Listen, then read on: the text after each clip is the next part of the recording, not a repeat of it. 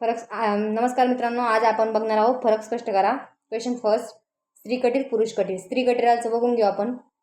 स्त्री कटिरामध्ये स्त्री कटिराचे हाडे हे गुळगुळीत व वजनाला हलकी असतात. पुरुष कटिराचे हाडे हे खडबडीत व चिवट व वजनाला जड असतात.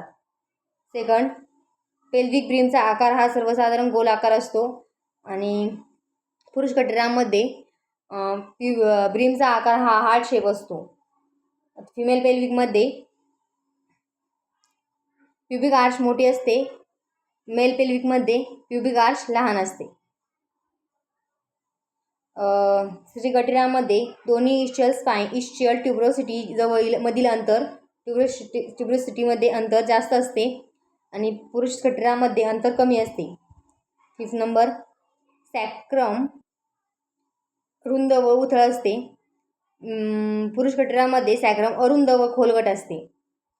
पेल्विक कॅव्हिटी गोलाकार व उथळ असते. पेल्विक कॅव्हिटी अरुंद व खोल असते. फिमेलमध्ये गोलाकार व उथळ असते आणि मेलमध्ये अरुंद व खोल असते. 7 नंबर, आउटलेट रुंद असतात फिमेल पेल्विकच्या. मेलच्या आउटलेट अरुंद असतात. खोटे कटीर अरुंद असते फिमेलचे. मेलचे खोटे कटीर अरुंद असते. स्त्रीचे रुंद असते, पुरुषाचे अरुंद असते. जॉईंट जास्त ताणले जातात कारण तिला लेबर रूममध्ये बाहेर येण्यासाठी जॉईंट ताणले जातात. तसं मेलचा एका जॉईंट ताणले जात नाही. आणि प्युबिक कोन हा 90 अंशाचा असतो. प्युबिक कोन हा 90 अंशापेक्षा लहान असतो मेलमध्ये फिमेलमध्ये. हे शॉर्टकट लिहिलेले मी, तरी पण तुम्ही नोट्स काढण्यासाठी छान आहे. सर्वांनी व्यवस्थित अभ्यास करा व पाठ करा. नेक्स्ट बघू आपण स्त्री जननेंद्रिय, पुरुष जननेंद्रिय.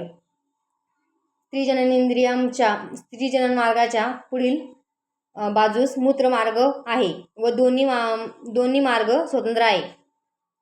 तसंच पुरुषामध्ये जनन मार्ग व मूत्रमार्ग शेवटच्या भागामध्ये जुळून एकाच मार्ग तयार होतो. स्त्री कटीरमध्ये काय आहे, मूत्रमार्ग वेगळा आहे आणि स्त्री जनन मार्ग वेगळा आहे. पण पुरुषांमध्ये दोन्ही एकत्र जुळून शेवट मात्र एकच मार्ग आहे त्यांना दोघांना. स्त्री जनन मार्गाचा पेरिटोनियल कॅव्हिटीशी संपर्क आहे. पुरुष जनन मार्गाचा पेरिटोनियल कॅव्हिटीशी संपर्क येत नाही. स्त्री जननेंद्रिय कटीर पोकळीत आहे. पुरुष जननेंद्रिय कटीर पोकळी बाहेर आहे. स्त्रीमध्ये सहाय्यक जननेंद्रिय आहेत, उदाहरणार्थ स्तन. पुरुषांमध्ये सहाय्यक जननेंद्रिय नसतात. 5 नंबर, स्त्री कटीरतळामध्ये मूत्रद्वार, योनिद्वार व गुदद्वार असते. पुरुष कटीरतळामध्ये मूत्रद्वार आणि गुदद्वार हे दोनच असतात. स्त्री कटीरामध्ये मूत्राशय, गर्भाशय, गुदाशय असे 3 आशय असतात. तर पुरुष कटीरामध्ये मूत्राशय व गुदाशय हे 2च आशय असतात. याच्यामध्ये एवढेचे 6 पॉईंट आहे. आता नंतर बघू आपण प्लासेंटा प्रिव्हिया, अब्रप्शो प्लासेंटा. प्लासेंटा प्रिव्हिया जनन मार्गाने होणारा रक्तस्राव दिसतो प्लासेंटा प्रिव्हियामध्ये. अब्रप्शो प्लासेंटा जनन मार्गाने होणारा रक्तस्राव हा दिसणारा व गुप्त किंवा मिश्र स्वरूपाचा असू शकतो. याच्यामध्ये 3 प्रकार पडतात अब्रप्शो प्लासेंटामध्ये. एक दिसणारा असतो, एक गुप्त असतो आणि एक मिश्र असतो. रक्तस्राव लाल भडक रंगाचा असतो व ताजा असतो प्लासेंटा प्रिव्हियामध्ये.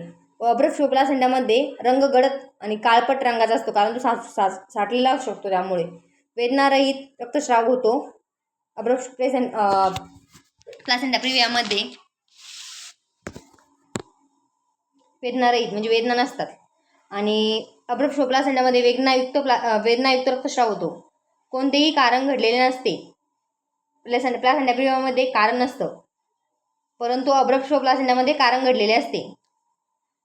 प्लासेंटा प्रिव्हियामध्ये वरचेवर होतो, अब्रप्शो प्लासेंटामध्ये वरचेवर होत नाही. बऱ्याच वेळा झोपेत किंवा विश्रांतीच्या वेळेस सुद्धा प्लासेंटा प्रिव्हियामध्ये ब्लिडिंग होऊ शकते. अब्रप्शो प्लासेंटाचं तसं काही ठरलेलं नाही, केव्हाही होते. प्लासेंटा प्रिव्हियामध्ये पोटदुखी नसते, अब्डोमेन पेन नसतं. तर अब्रप्शो प्लासेंटामध्ये पोटदुखी अचानक सुरू होते व तीव्र स्वरूपाची असू शकते, सिव्हिअर पेन असू शकतं. रोगी शॉकमध्ये जातच नाही. प्लासेंटा प्रिव्हियामध्ये रोगी म्हणजे जी स्त्री शॉकमध्ये जाणारे का नाही. परंतु अब्रप्शो प्लासेंटामध्ये शॉक हा सौम्य किंवा गंभीर स्वरूपात असतो, जाऊ पण शकते एखाद्या वेळेस. प्रीएक्लेम्पशियाचे प्रमाण कमी असते. प्लासेंटा प्रिव्हियामध्ये अब्रप्ट फ्लो प्लासेंटामध्ये प्रमाण जास्त असते. FHS एकू येते, अब्रप्ट फ्लो प्लासेंटामध्ये नाही येत. प्लासेंटा प्रिव्हियामध्ये प्लासेंटा खाली असतो आणि अब्रप्ट फ्लो प्लासेंटामध्ये स्वाभाविक असतो. फिटल पार्ट लागतात प्लासेंटा प्रिव्हियात आणि अब्रप्ट फ्लो प्लासेंटामध्ये फिटल पार्ट लागत नाही. नेक्स्ट बघू खोट्या कळा खऱ्या कळा. खोट्या कळा या ओटीपोटापुरत्या मर्यादित असतात व खऱ्या कळा या कमरेतून सुरू होतात, संपूर्ण पोटात पसरतात व खाली मांड्यात पसरतात. या कळा खोट्या कळा या मंद स्वरूपाच्या असतात व सतत असतात. खऱ्या कळा या तीव्र असतात व थोड्या वेळाकरता टिकून राहतात आणि विरून जातात. खोट्या कळा या लयबद्ध नसतात. खऱ्या कळा लयबद्ध असतात व ठराविक अंतरानेच येतात. याचा गर्भाशय कठीण होण्याशी काही संबंध नसतो. खऱ्या कळांच्या वेळी गर्भाशय जोरदारपणे आकुंचन पावल्यामुळे कठीण लागते. यांच्यामुळे